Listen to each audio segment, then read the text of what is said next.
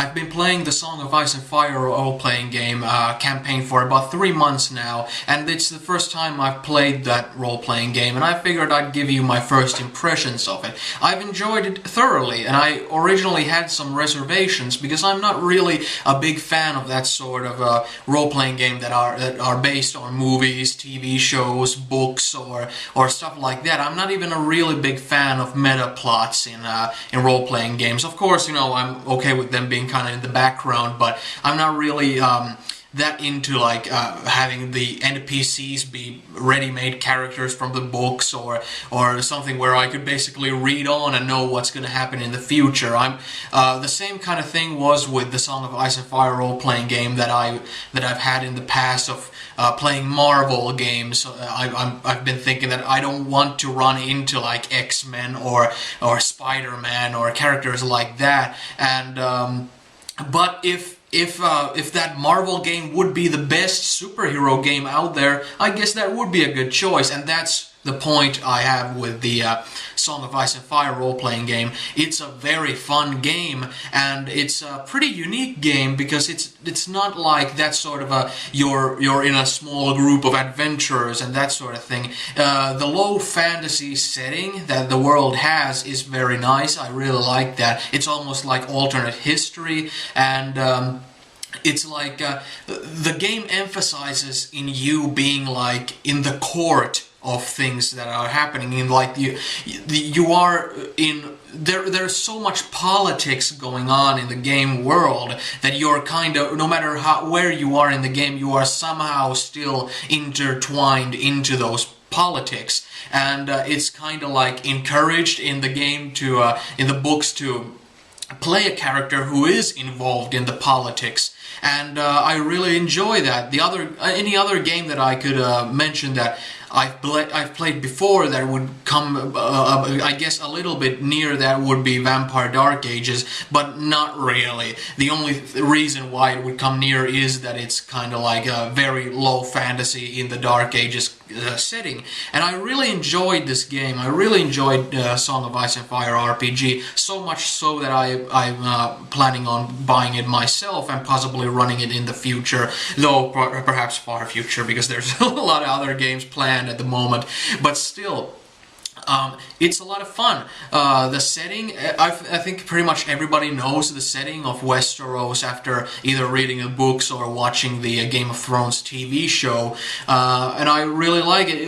The game we've been playing has taken place in a household that has gone to war with other households and that sort of thing. So there's a lot of things like, usually when you're playing like an adventure type of campaign, there's these specific little things that you like to do in those campaigns, and the things that the GM likes to throw at you, and those are not really the typical things that in the Song of Ice and Fire RPG that would be thrown in your way. The more typical stuff is politics, is the social atmosphere of it.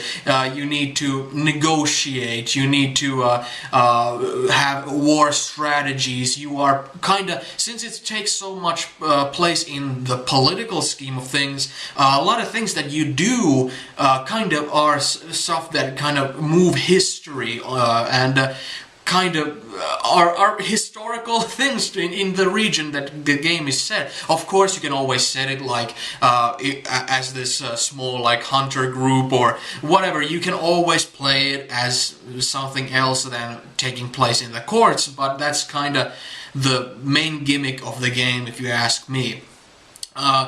And speaking of gimmicks, when it comes to the mechanics of the game, one of the biggest gimmicks is the intrigue system, and I think that is something that goes hand in hand with that political scheme and that kind of court setting. And what the intrigue system basically is, in its core, it's like a combat system for kind of verbal jousting, for social interactions, when you're trying to get somebody to do something that's against their best interest. You're either bullying somebody to something, you're blackmailing somebody into something, you're simply talking somebody into something and persuading somebody to do something or let you know something or anything like that. The person who you're aiming to do that to will want to defend themselves. You know, if somebody is pressing you on something and trying to bully you, of course you would want to defend yourself the best you can, and that is why there is this system of back and forth. And very much like a combat system, it has like its own kind of proxy health points and that sort of thing. Basically, you're tiring out the opponent and you're doing competitive roles to basically tire them down and get your will through. And I really like it in this campaign. I mean, in this role-playing game. In any other game, I'm not so sure. I guess that would be perhaps too much separate die rolls and you know, going into the intricate mechanics based instead of just role-playing it. And that's something that people have talked about with the intrigue system, that why can't you just role-play it? And that is mainly because if you're playing a character who's a lot more witty than you, who's a lot better at social stuff that you, who can throw out clever lines and embarrass people with their speech and that sort of thing, the player is not always as good as the character, so he can't come up with those on the fly when he's role-playing them. So it's good that in a game where those are very needed, where the game very much is concentrating on stuff like that, it's good that there is a system for it. And in this game, it really is worth it. And if you've read the books or watched the show, there's a lot of stuff that goes on inside the courts that are, you know, politicking and that sort of thing, where people are using each other and using their basically their influence and that sort of stuff, their status and all those things that normally in an adventure game they don't really become that big of an aspect in the game, but this game, you know, emphasizes on that, and I really like this game.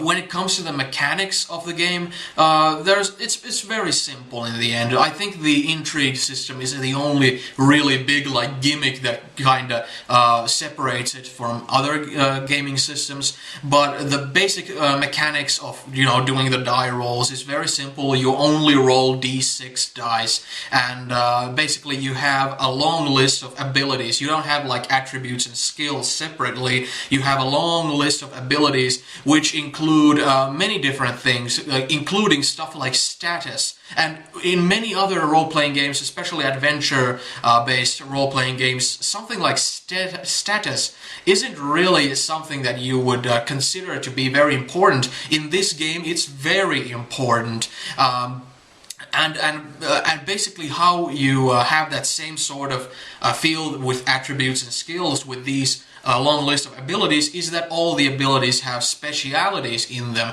For example, you can have persuasion and then specialize in charm, and it's not like how usually specialties are, that you just pick, okay, you specialize in charm. It's that you can specialize in charm in multiple levels. You can be level 1 in charm, level 2, level 3, and so on in charm, or any other specialty. If you're like in fighting, you specialize in using spears and that sort of thing, or anything like that. Let's say in status you specialize in reputation, and that wouldn't be something like that would also come into mind that often. But when you're dealing with this sort of high-class social atmosphere and politics, something like status and reputation is very important and can be more powerful than how well you can swing a sword or something. And yeah, it's basically, you know, the mechanic is that you roll the amount of dice that you have in your ability, and if you have a speciality, you roll extra dice according to the amount you have in the speciality. If you have, let's say you have persuasion 5 and charm 3, that would be a really badass score, by the way, but still you would keep 5 dice because that's your persuasion count, but you have speciality in your charming. So basically you would roll all the dice together, you would roll the 8 dice together, and then you would simply discard 3 of the lowest scores and keep 5 dice of all the dice you rolled, and those combined are your score. It's fairly simple, and the combat mechanics are equally simple, and yeah, it's very simple to get into, really, quite fast. It's not really, it doesn't rely on the mechanics to play the game. It's much more on the themes of the game and in terms of mechanics, the intrigue system. The campaign that I've been playing in, that's run by Zig Kovacetic, a good friend of mine on YouTube and outside YouTube. It's been a fun campaign, and I kind of made a mistake in the beginning of creating a character who was like this outsider. I made this hunter character while the other players were playing stewards and heirs and stuff like that. So I quickly kind of realized that, okay, I kind of made a mistake. that all the good stuff is happening in the court, and I'm just the hunter, you know.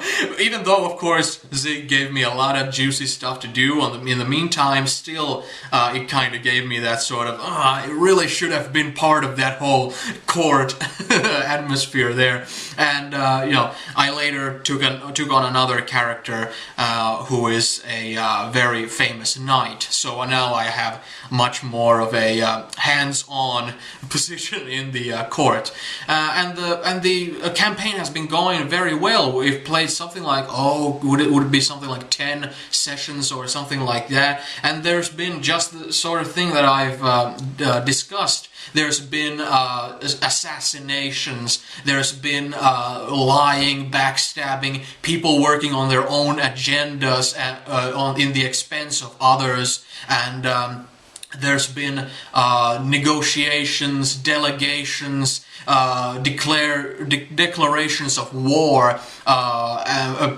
peace treaties, and conspiracies and that sort of thing. And if those kind of things are your bag, then I definitely recommend picking up this game, and I really enjoyed it, and it's still going on, and I still continue on to enjoy it. But those have been basically my first impressions of the game, the themes of the game, and how I've enjoyed it, and how the basically how the game differs from other games that I've played before.